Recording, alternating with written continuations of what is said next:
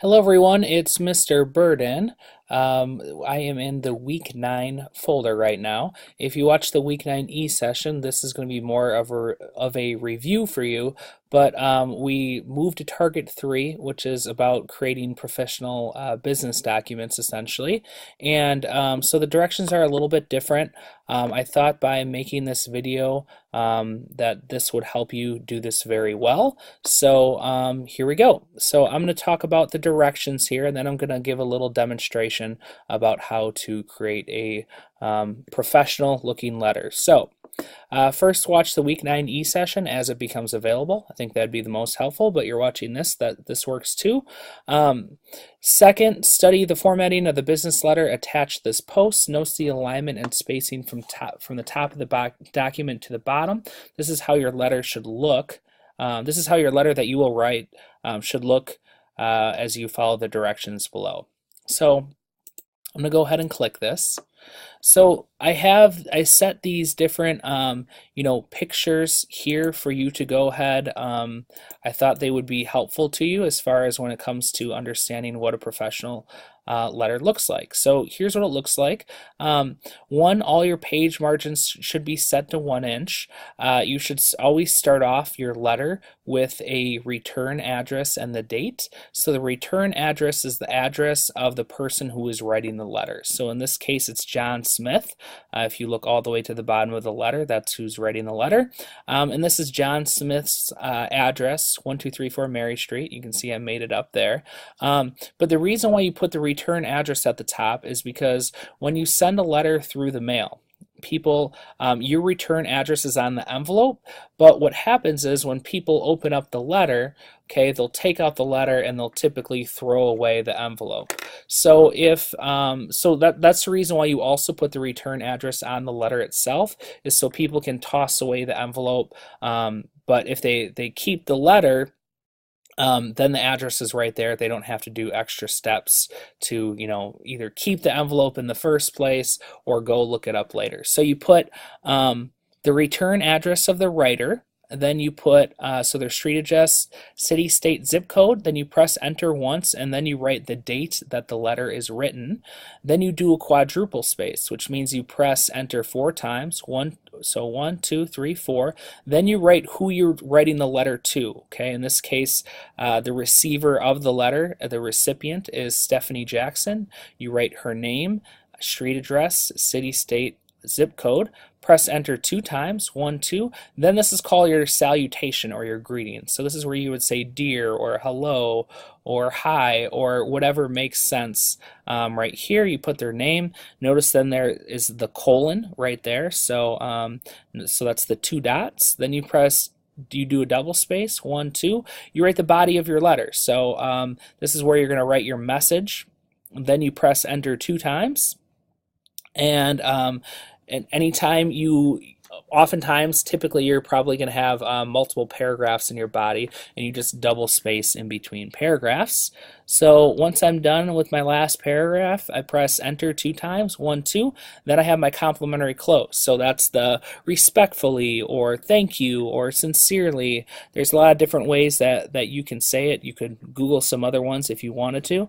Then you go ahead and put that comma. Then you go press enter 1, 2, 3, 4. You type, the writer is going to type his or her name. In this case, it's John Smith.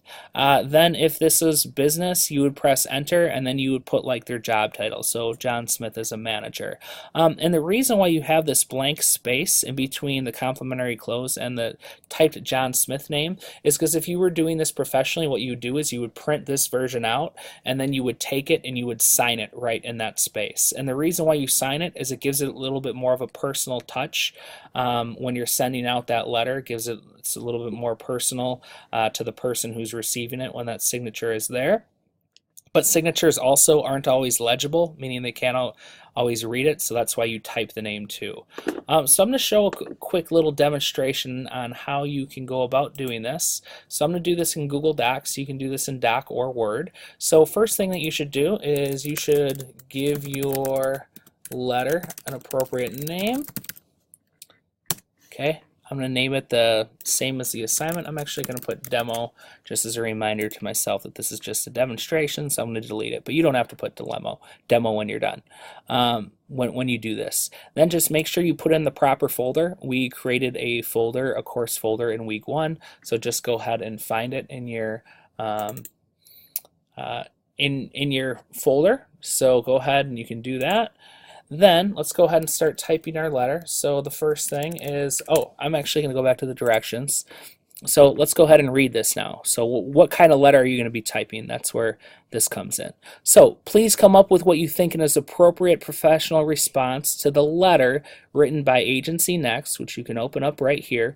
You're responding as Alexis Hayden and writing to Jasmine Rodriguez, who works for Agency Next. So let's take a look at this. So what you're going to imagine for this assignment is that you receive this letter. You receive this from Agency Next, okay? That's their return address. They sent this to you. They got the date here. Then, so you receive this letter. So you're Alexis Hayden. That's how I want you to remember this. So you're Alexis Hayden. So this is you right here, okay? You could even change it to your name if well, yeah, I think you get what I'm saying. So this is you. So someone writes you this letter. Dear Mrs. Hayden, are your employees having trouble keeping pace with technology? In a recent survey, 76% of employees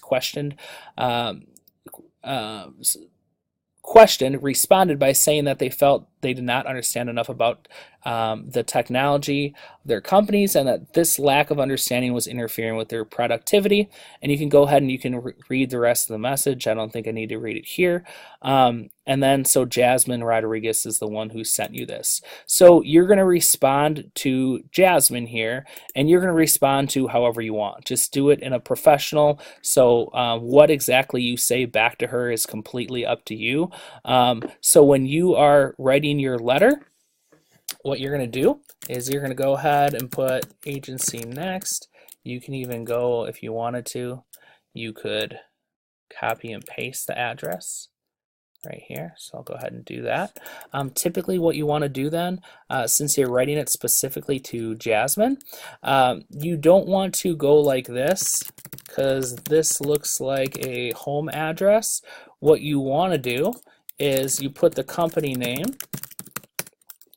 Then, since there, could potentially be hundreds of people at this company, what you would do is you would write ATTN colon double space, okay, and then write Jasmine Rodriguez, and that stands for attention. So the mail person, when whoever gets the mail at Agency Next will know that they have to route this letter to Jasmine Rodriguez. That's how people do it. Is they put the company name first, and they put who it should be, who they want it to go to, and then so now we have the ooh, I just screwed up on the return address. I'm sorry, I confused myself here.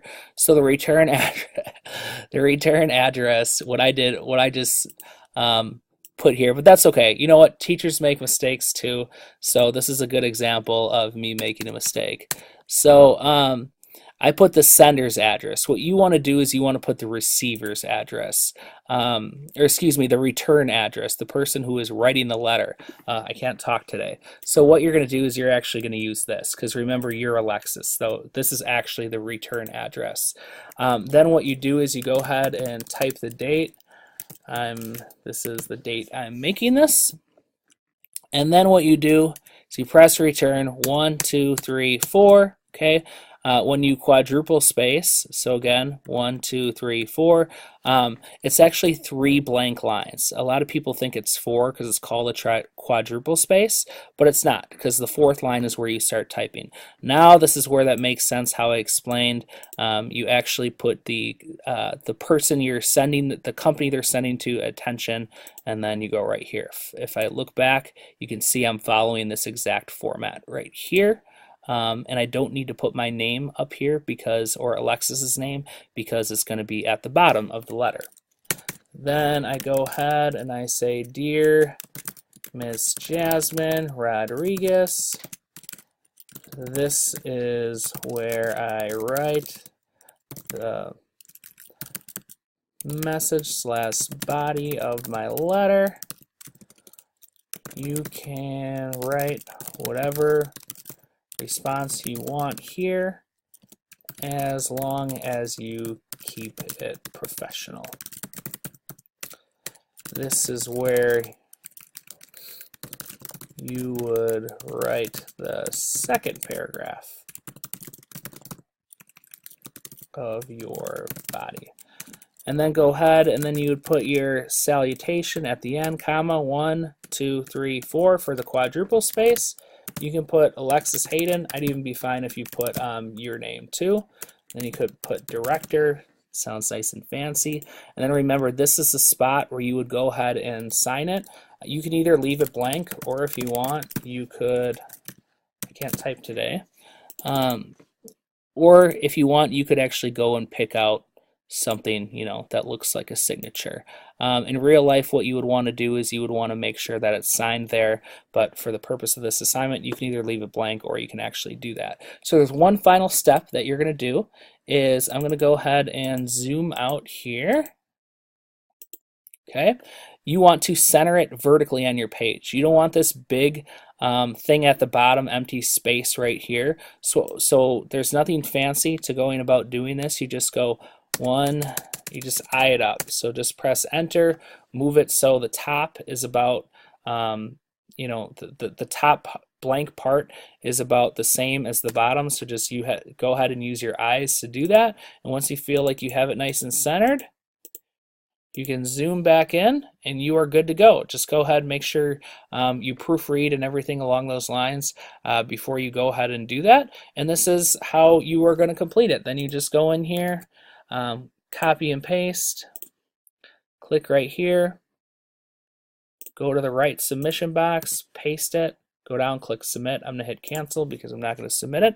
And then you're good to go. And remember, you could use Google Docs or Microsoft Word to go ahead and do this. If you do use Word, there's one thing I want to show you quick. Just make sure that you change, right before you start your letter, change this to no spacing.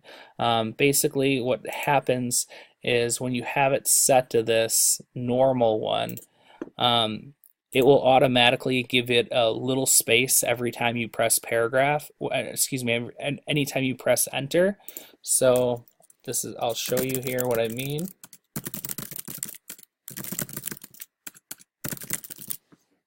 Okay, there's actually a little gap right there in between.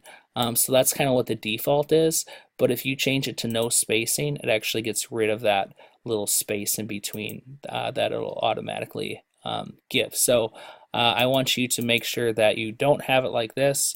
Click it to no spacing so it's like that, and you can use Word for your letter too. So I hope this video was helpful, and good luck on your week 9 assessment. You're going to have a summative for this letter in week 10. Thanks. Bye.